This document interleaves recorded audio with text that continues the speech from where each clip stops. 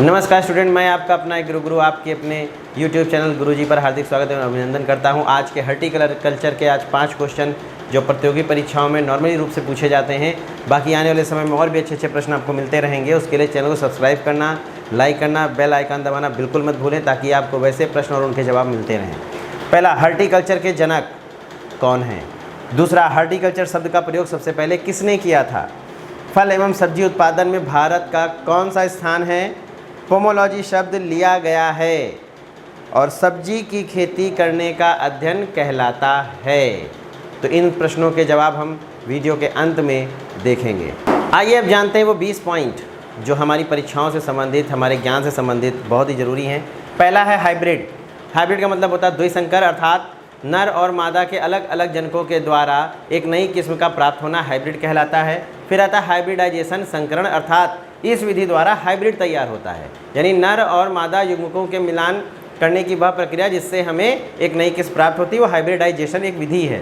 फिर hydraulic equilibrium यानी जलीय साम्यावस्था, यह मृदा नहीं, जहाँ भी जल का बहाव होता है वहाँ पर उसकी शून्य अवस्था को प्रदर्शित करता है, यानी जल का बहाव जहाँ पर शून्य हो जाए।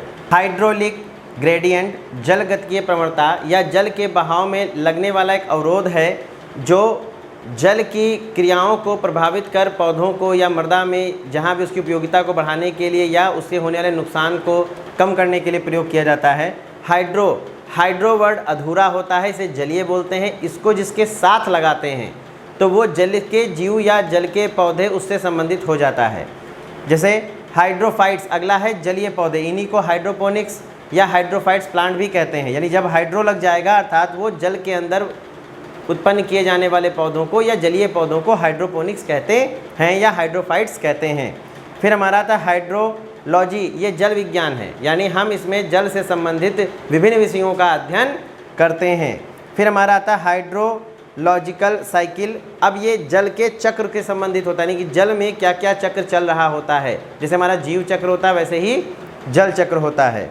फिर हमारा आता है हाइड्रोपोनिक्स जल में उर्वरक या पोषक तत्वों को दे करके उनमें पौधों के संवर्धन को यानी बढ़ाने की क्रिया को किया जाता है। देखा होगा आपने पाइप में जो खेती की जा रही होती है वो हाइड्रोपोनिक्स कहलाती है। हाइड्रोट्रॉपिज्म, यह जल जो वहाँ पर नमी उपस्थित होती है या जो जल के प्ररूप होते हैं उसमें पौधों या किसी अन्य की वृद्धि से संबंधित जो जानकारी दी जाती है या हमें जानकारी प्राप्त होती है उसको हम हाइड्रोट्रॉपिज्म कहते हैं, जो नमी से संबंधित या जल से संबंधित वहाँ पर ग्रोथ या पादप वृद्धियाँ करती हैं।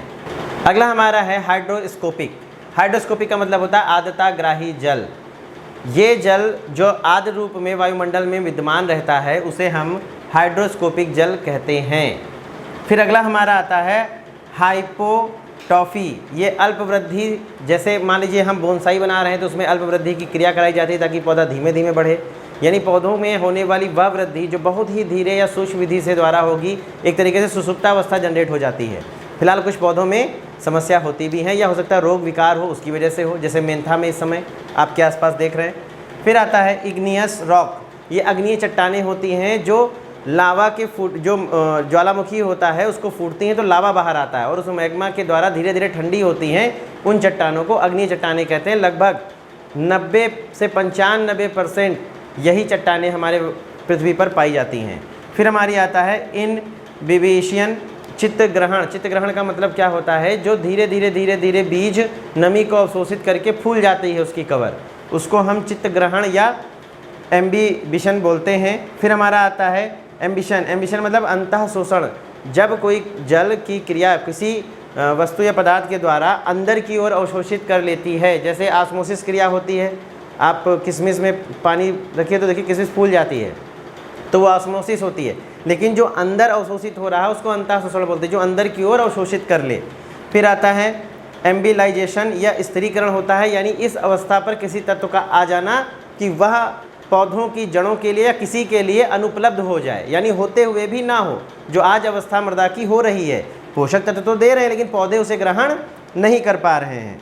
फिर आता है इनब्रीडिंग का मतलब अंतः प्रजनन, यह सगे संबंधियों से संबंधित होता है जो आपसी क्रॉस के द्वारा वहाँ पर किस्में तैयार की जाती हैं, जो सगा संबंध यानी ब्लड रिलेशन के द्वारा होता है। फिर हमारा आता है इनडटर्मिनेशन, असीमित वृद्धि यानी यहाँ वृद्धि का ऐसा स्वरूप होगा जिसके विषय में कोई विशेष जानकारी नहीं दी जा सकेगी, एकाएक बहुत ज़्यादा हो जाएगी या एकाएक रुक जाएगी या ज़रूरत से ज़्यादा हो जाएगी जो हमारे अनुमान से अधिक होगी।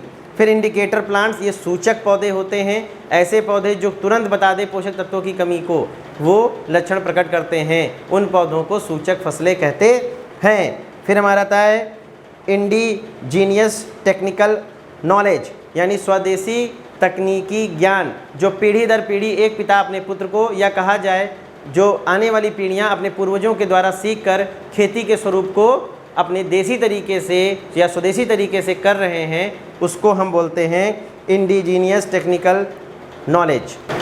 आइए अब जानते हैं वो 5 प्रश्नों के जवाब। पहला था हॉर्टिकल्चर के जनक कौन है, वो हैं एल.एच. बैली। हॉर्टिकल्चर शब्द का प्रयोग सबसे पहले किसने किया था, तो ई. फिलिप्स ने। फिर फल एवं सब्जी उत्पादन के भारत का स्थान वो दूसरा है और नंबर 1 पर चीन है।